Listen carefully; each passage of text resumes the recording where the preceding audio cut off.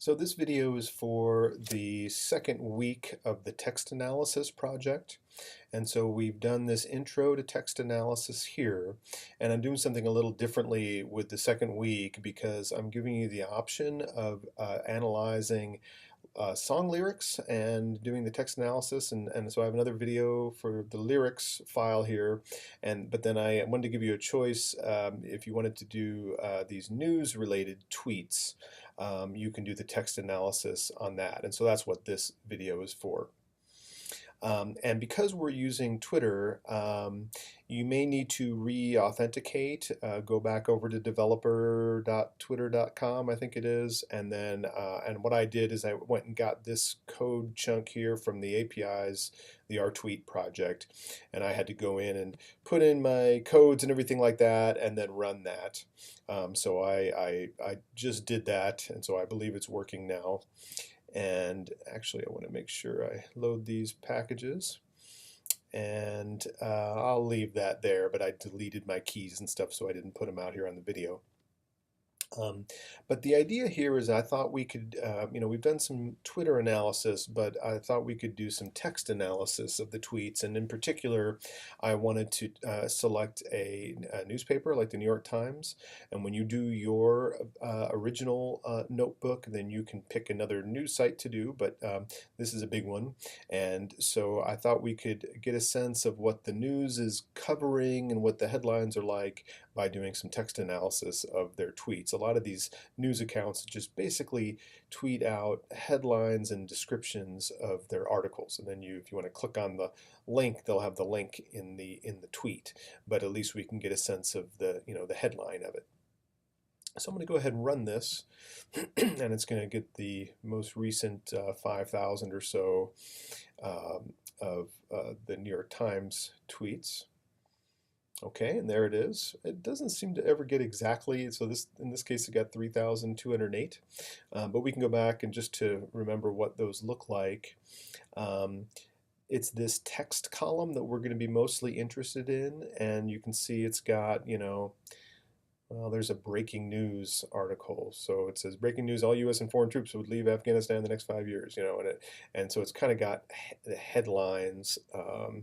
Of and it's other stuff too, and there's kind of a description of an opinion column, and there's another headline. So anyway, it gives us a sense of what the New York Times is covering.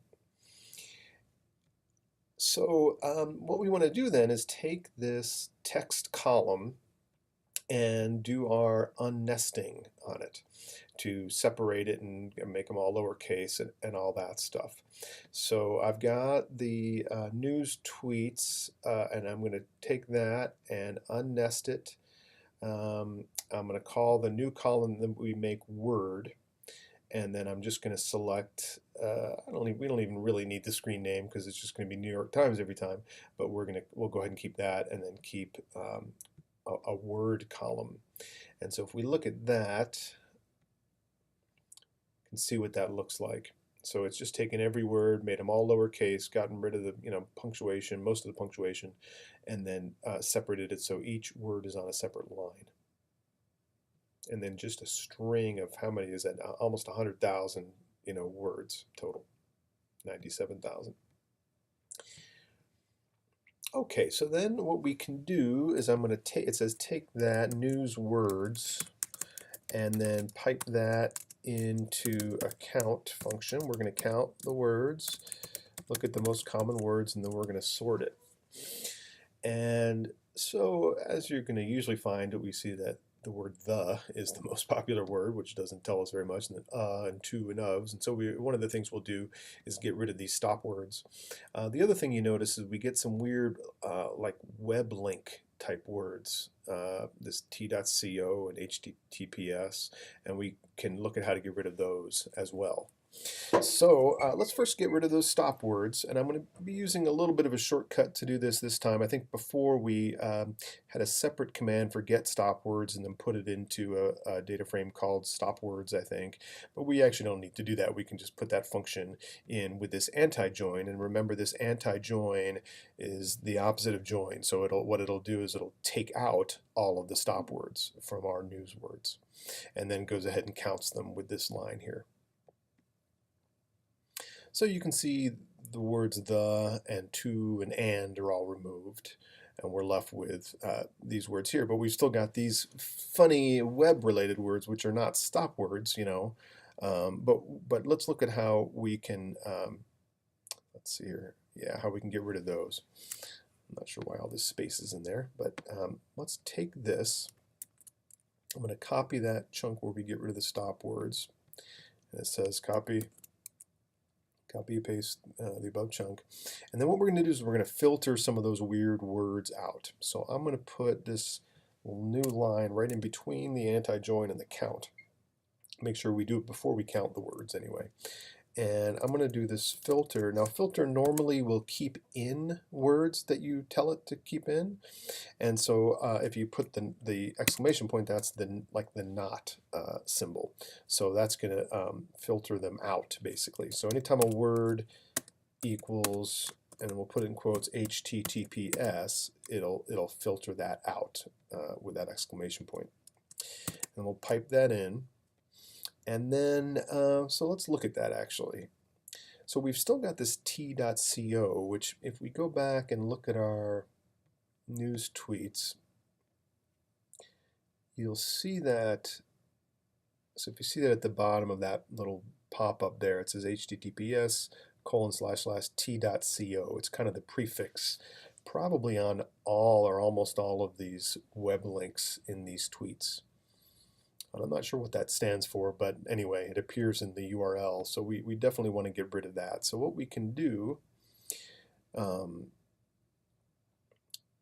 it says look for the weird words like that in the first 200 words or so and add a line for each one you want to remove.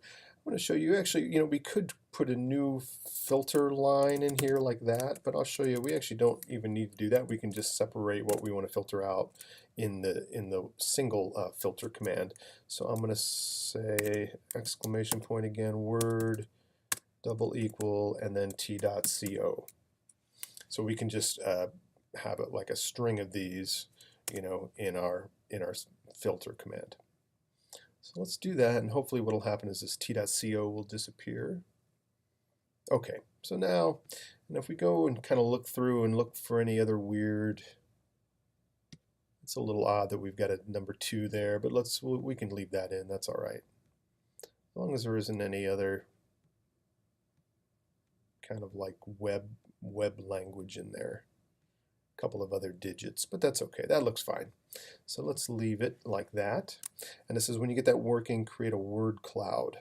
So I'm going to come back up here, copy this, and paste it there, and then what we'll do, we'll pipe that in. It says top n, so we get the top 200 words, and then we'll do a word cloud, and then size equals point. It turns out too big, so make it a little smaller. Size equals like half size. Size equals 0.5, and then this should give us a kind of a word cloud of what, you know, the New York Times is covering. So you can see Trump is in there a lot, and American police, years, people, U.S. House, etc. Okay. Now, so that's actually a review of what we've done before, but the sentiment analysis now is going to be new. And sentiment, it means like an opinion or an emotion. And so we do the sentiment analysis to look for, you know, people say the news is negative. And so we can do a sentiment analysis to see if we get a lot of negativity in the news or, you know, negative or positive kinds of words. And so to show you what that looks like. There's a sentiment dictionary, it's called, and it's called Bing.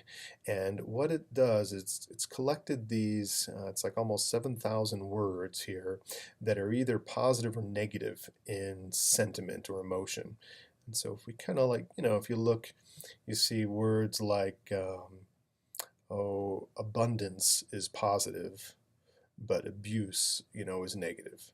And it just, came up with a whole bunch of words in English that are either, you can categorize as either positive or negative. And obviously a whole lot of words in English are neither positive or negative, but these are ones that are. And so what we can do then is we can use that Bing, that dictionary that we just got, and then we'll do an inner join. And what it will do is it'll look for words that are in Bing that are also in these news words that we just got, and then count those up.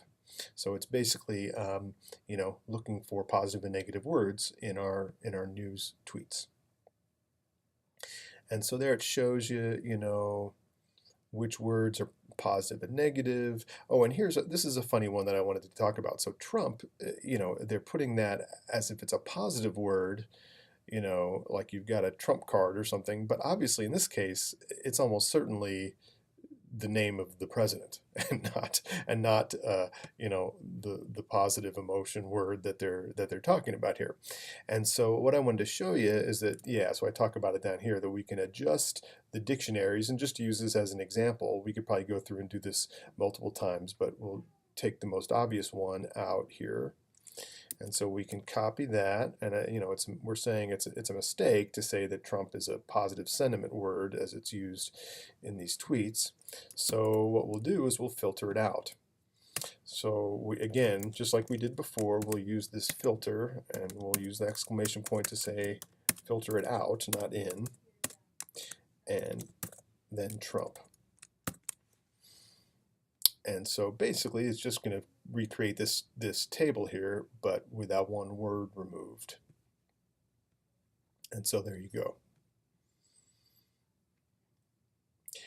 And now what we can do is, let's say we want to be able to read these positive and negative words more easily. We can create a graph. And this long code here does that. And there's nothing really new. There's our ggplot, and there's the title of the plot. Facet Wrap creates the two little graphs, one for each of this sentiment, positive and negative, and so basically, and some other stuff in there. But basically what it says to do is to take this, copy it, and stick it on top of this, and then add the pipe in. And let's see if that worked. Yeah, there we go. So there you've got the most common negative words. It's funny because breaking really, breaking news, that's probably what the context that that is used in, and it's not a negative word. It means like, that it's something new has happened. But obviously killed and died and abuse are negative words. And there you can see the most common positive words. Okay. Now I want to show you that Bing is not the only sentiment dictionary. People have, make their own dictionaries. And there's a couple of these. And there's one that's called NRC that I wanted to show you because it's a little different than the Bing one. And the key difference is, if you look at this, notice that the sentiments are not just positive and negative. They're more specific, like you've got trust and fear and sadness. And in fact, I wanted to show you what you can do is if you pipe NRC into this command distinct sentiment, what it'll do is it'll just take all of the unique or distinct sentiments and list them so we can see all the ones that they use. And you can see there's 10 of them. And it includes positive and negative, but it also has, like subtypes of negative would be fear and sadness and anger. And subtypes of positive are like joy and trust, and anticipation. So what it says is to use the same procedure as above, but this time use the NRC. So I'm going to just go ahead and cheat here a little bit and just take this whole chunk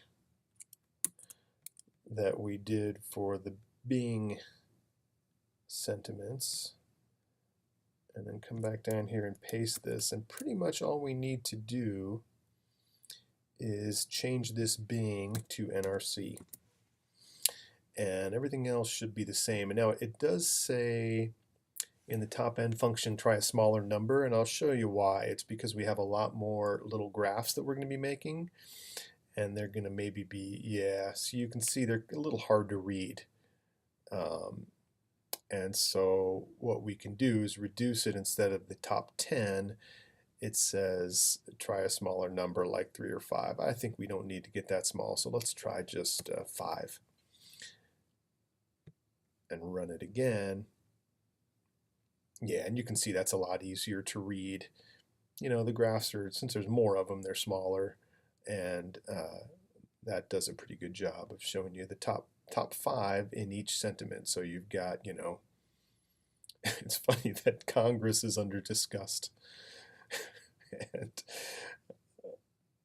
anyway, it's funny that under surprise, which I would think is kind of a positive emotion, it's got emergency. And death, yeah, I guess death is a surprise. President is under trust? I'm not so sure about that. But okay, so you get the idea. So that's sentiment analysis. Now the other new type of text analysis technique I want to show you is that we can look at bigrams. And you might have wondered, previously we used this unnest tokens command, and why is it tokens? What is a token? You know, why isn't it unnest words, which is what we've been doing? And one of the reasons, anyway, is that we can make the token something different. So it doesn't have to be a single word. In this case, I'm going to show you how to make it 2 words, or a bigram. So we take our news tweets, which was our original set of tweets here that we got originally, and I'm going to just select the text, and then instead of unnest token and leaving it at that, we're going to add a couple new lines. We're going to say the token is an n-gram or n-grams, and that n equals 2. And what that'll do, you actually could set this to be any number. You could, if you could look at 10 words at a time and set n equal to 10. So let's take a look at what that looks like. So you notice this was that first tweet there. So if we go back, yeah, so it says, in opinion, Kashana Kali writes, Mr. Meadows, hissy fit, etc. And so, what it's done is it's broken this down. In opinion, Kashana Kali writes, Mr. Meadows, hissy fit, blah, blah, blah. But what it's done is it's paired up the words, and it doesn't, how do I say it? Instead of saying in opinion, Kashana Kali writes, Mr. Meadow, in opinion, Kashana Kali might be the second one, writes Mr. is the next one, Meadows hissy is the next one. Instead of doing that, the second word of the first bigram is the first word of the second bigram. And so what happens is you end up getting this repetition. So the word opinion appears in these 2 bigrams, and in that way it gets every possible combination of 2 words at a time. And so what we can do is I called it, oh no, let's go ahead. It says just go ahead and take this and let's count them. So I'm going to go ahead and paste that and pipe that into a word count. And now remember, I've called it words because it's 2 words instead of just word singular. And then I'll do sort equals true. And this will show us, I can spell this right, okay, count. And this will show us, the most common bigrams. And notice that we've kind of got this weird thing again. So remember, we filtered those out before, but we haven't filtered it yet with the bigrams. So we'll need to filter those out. We also will probably want to filter out these stop words like the that keep on appearing so often. And it's actually a little trickier to filter out the stop words from the bigrams, but here's how you do it. What you need to do, so you can see that I kind of repeat this process of taking our tweets and then unnesting them. But then it's a little convoluted, but then you immediately separate them again and use this separate command. And it looks, the separator here is the space, right? And then it looks for word 1 to see if it's one of the stop words. And then the second step looks for word 2 to see if it's in the stop word dictionary. And if it is, then it'll filter it out. And then it unites them again, so it puts them back together. So let's look at what that looks like. So let's go back up here again in opinion Kashana Kali. And so notice that in is a stop word, and so it removed that in opinion bigram. And so what it does is if even one of the two words in the bigram is a stop word like the or in, then it'll remove that entire bigram. But notice we've still got some weird ones like this HTTPS. So yeah, and so that's what I do in this next part. So what I'm going to do is create an object called remove words. So in other words, the words that I want to remove, and I can make a list of whatever I want to remove. And then what I'm going to do here is I do it. So here are the two filter commands to look for the stop words, and then I'm going to add 2 more. You need 2 because you have to filter out both word 1 and then word 2. And but in this case, I'm going to look for them in our list of remove words, which are up here. Okay, so basically it's the same thing as above, but I'm creating this remove words list and then adding these 2 additional filtering steps. So let's do that and see what happens. So you should notice that, excuse me, that like this HTTPS and then t.co, that should be, oops, that should be gone. Yeah. Got some other weird ones. Like, I don't know if that's, I don't know what that is.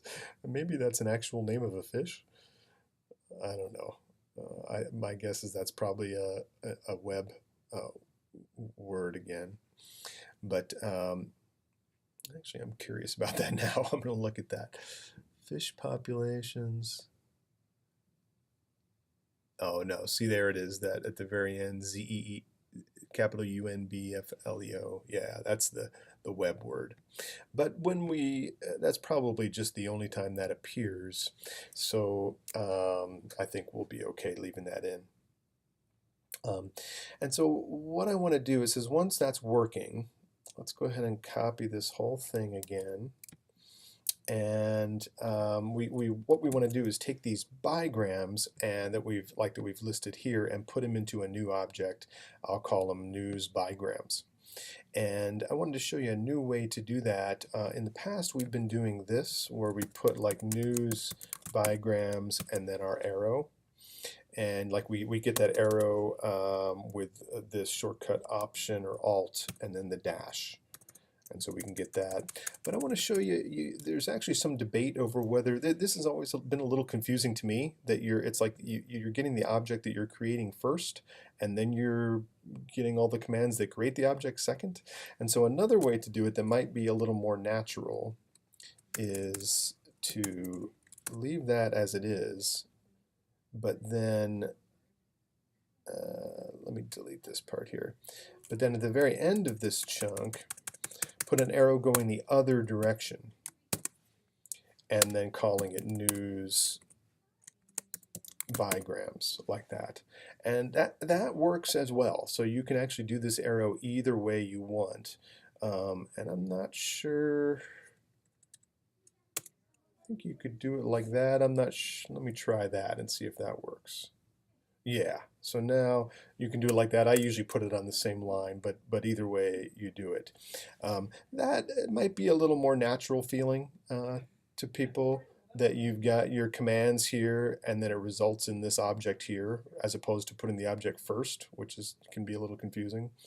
So it's just another way. It's not unique to these text analysis or anything. It's just something you can do at any time you want in R, but I just thought I'd show it to you in this context here. Okay, so we've created the bigrams, we've got rid of the stop words, we got rid of some of the weird words like HTTPS, and so let's go ahead and do our count. So we've got news bigrams, and then we're going to pipe that into a word count, but this time words, and sort equals true. And so I guess it's not really a surprise that you think about the news covering Trump a lot all the time. And so we've got President Trump was the most common bigram covered in the New York Times, and then breaking news, that's kind of boring and obvious. And even the next ones are President Trump's with an apostrophe. I'm not sure why. That's interesting that it looks like it's two different ones, but I think that this little apostrophe is different. I think that's like a curly apostrophe, and this is a straight apostrophe. Maybe that's why, even though it looks exactly the same, I think it treated them as different ones. But anyway, some variation of President Trump or President Trumps are way up there as the highest, word pairs that you see. As I'm making this video, this Michael Cohen guy was testifying in front of Congress, so that's another one that's way up there. And then Super Bowl is up there. So anyway, you get the idea. And so it says we can also create a word cloud of the bigrams instead of just the individual words. So let's go ahead and do that. So we'll take our news bigrams, and then we're going to do our count of our words. I don't know if you need to do the sort. I don't think you do, but that's okay. And then we'll do just the top N, and it says 100. So top 100 bigrams, and then we'll do our word cloud. And then size equals 0.5. Let's see if that works. Okay, so there you go with President Trump. But there you can kind of see the most common bigrams that the news is covering. I feel like that could be bigger. Let me try maybe making that a 0.7. Yeah, that's not bad. Okay. Now here's another way that we can use bigrams. We can look at what words follow a specific word. So let's say we wanted to look at how the news is covering Trump and Pelosi. What we can do is we can set that as our first word and look at which words follow Trump compared to which words follow Pelosi the most. Or we could set other words. I've already removed the stop words, but what some people have done is look at like I and you, or he and she, and we can see what words commonly follow those. I saw a really interesting analysis that was looking at, I think it was movie scripts, and it was looking at what words follow he and she here, and kind of looking for sex differences and how, or at least in the scripts of movies. So let's run that. And you can see we've got, so the first word is in every case going to be either Trump, or, and let's find a Pelosi here, or Pelosi. I don't know who that Annie Carney is, but you can see what words follow Pelosi and which words follow Trump. And it makes sense. Trump administration, Trump tweeted, Trump Kim. I think there's a summit going on right now as I'm making this video between Trump and the North Korean leader, Kim. So maybe that's why. But then what we can do is we can take this, let's see, what does it say? Yeah, and then just put it on top of this to create a graphic of that. So we probably don't need that first word, but I'll keep it in there. I'll just put it right on top of that, and then make sure you pipe it in. And then what it'll do is basically just make a graph version of our table here.